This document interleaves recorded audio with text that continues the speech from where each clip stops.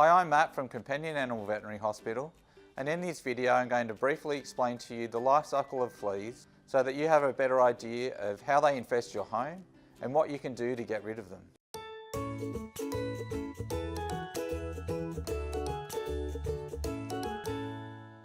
The first stage of the life cycle is the adult flea, and an adult flea will spend the whole of its life on the one animal. They don't jump from one animal to the next, they just live on there. They do everything that they need to do on there. They eat, they sleep, they reproduce, and they lay eggs.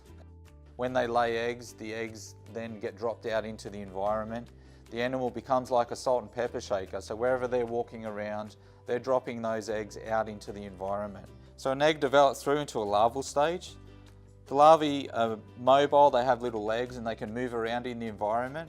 They can move up to about 1 metre or so from where the eggs get dropped out. Once a larvae has fed and done everything that it needs to do, it then starts to spin a cocoon and then forms into a pupae.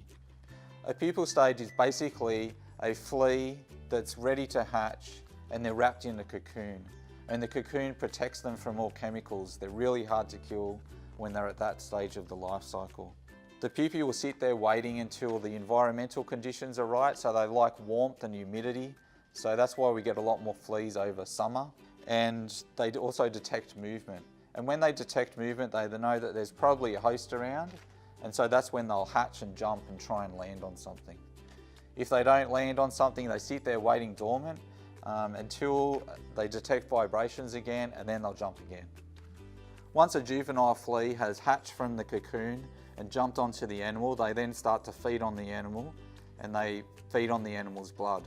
So you might be surprised to learn that the adult flea population only makes up 5% of this life cycle, and most of the stages of the flea are out in the environment, not on the animal.